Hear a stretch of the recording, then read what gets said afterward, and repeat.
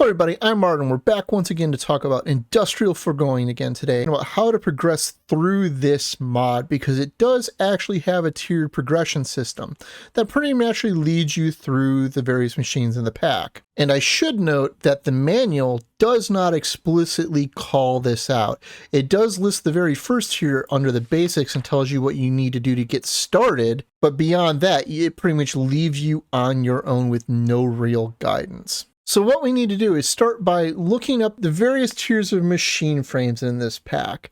And there's 4 tiers: Pity, Simple, Advanced, and Supreme. The Pity tier is where we initially get started with this pack, and this is what you'll find in the manual. And this is all made with vanilla Minecraft materials, just logs, iron, and a block of redstone. And with that, you can get started on the very, very basic parts of this pack. As mentioned in this first chapter, what you're going to need to do is make a fluid extractor to pull liquid latex out of logs. And then you're going to need to pass that into the latex processing unit to make rubber, which we'll need to use in both liquid form and processed into plastic. And I should note that the fluid extractor specifically does not actually require power. But if you go into JEI and look up what it does, it's tripled when it is powered. And you notice that each of the log types produces a different amount of latex. Acacia is the best, followed by dark oak. And all you have to do is, once this is down, is just pop a log down right in front of it, and it'll start ticking down and creating latex. If we do provide it some power, it goes significantly faster.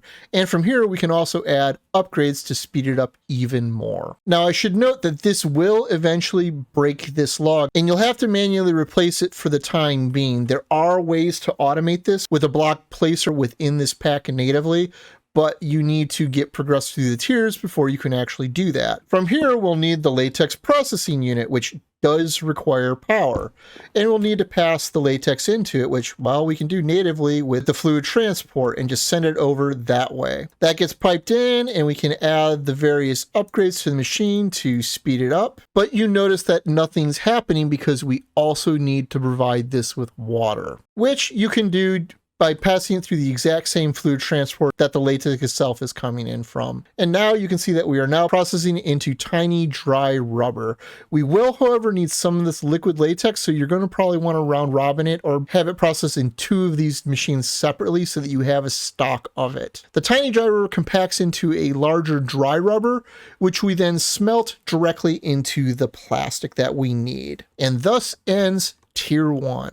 And there, the acacia started to break. So just as an example, that's how that works. On to Tier 2, which requires making the simple machine frames, which this is where both the plastic and the latex come in, because you need to insert all of that into a dissolution chamber that has power, liquid latex, in all of these parts. Once you're able to make these, we move on to Tier 3, the advanced machine frame, which does require a new material as well as netherite. Fortunately, there's no getting around the netherite, folks, so you're gonna have to go hunting for that on your own. But the big thing is it requires pink slime. And if you were used to getting pink slime balls from the pink slime in 1.12, you might be thinking that it's just get a bucket of it and toss it into the world and spawn a slime and kill it, but that has changed actually, which thankfully was kind of a terrible process way back in 1.12, and was easily exploitable with the mob duplicator.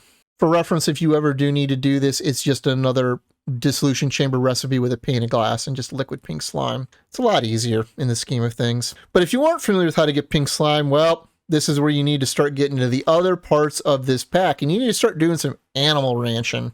And did I say animal ranching? I meant just straight up animal cruelty. Because what this machine does is it just kills anything that's directly in front of it within its range. In this case, it's 3 high, but we can increase this if you wanted a larger range. But when it ticks down, it just kills the animal. You get no experience and no drops from this, but what you do get are varying amounts of pink slime and liquid meat. And here, clearly, what we want is the pink slime. Now, passive animals like cows and pigs and chickens generate more pink slime than hostile mobs do. You could use this on a mob farm pretty easily, but it produces less. And on top of that, baby animals produce even less than adults. So there are tools for managing a ranch and only sending adults into a kill box, But that's outside the scope of this episode here. Onward and upwards to the last tier. And this is the one where you go, you got to do what? Because this one requires ether gas, which is a very innocuous sounding ingredient. It also requires netherite ingots, so the netherite cost goes up even more here. But this one may not make much sense if you just look at it in JI, because it says you need a laser drill, and you need a purple laser lens, and you need a wither? So I'm doing this a bit away from my stage in case anything at all goes wrong, because I like to think everyone knows playing with withers is playing kind of the most dangerous game here. So you need a couple of things here. One, you want a stasis chamber, and you want to make sure this never, ever, ever loses power. And this consumes 1,000 FE a tick. If you can't afford that, don't do this yet, because you need more power on top of this, but this is the part that keeps your base from exploding. Second, make sure you check the working area and make sure your wither is going to be inside of it. It will be above the stasis chamber. Third, you need a fluid laser base pointed down onto where the wither is going to be. This is what will mine the ether gas. Then you need some number of laser drills, at minimum 1, pointing into the laser base and provided with power. The laser base itself does not need power. The laser base requires the purple laser lens to be installed to do its thing. You can see that this is now progressing slowly. This is actually regulated by the speed of the lasers themselves. So the more lasers you have and the faster the lasers are, the faster this progresses. At that point, once you're sure that this is actually going to work, and again, I can't stress this enough, make sure that device is actually turned on, and you can test this by stepping in it, and you will get the slowness buff as long as you're inside of it. You can then come in here and create your wither, which will then immediately spawn and immediately get locked into stasis. And it will be stuck there, slowly having its tasty, delicious ether gas mined out of it. All the time making that annoying howling noise at you while it's stuck there, slowly getting mined into oblivion. Now, as far as I'm aware, the wither itself never actually dies. As long as the stasis chamber never loses power, you are pretty much good to go. Assuming that your stasis chamber never runs out of power and is never actually turned off. Because I think we know what happens then, right, folks?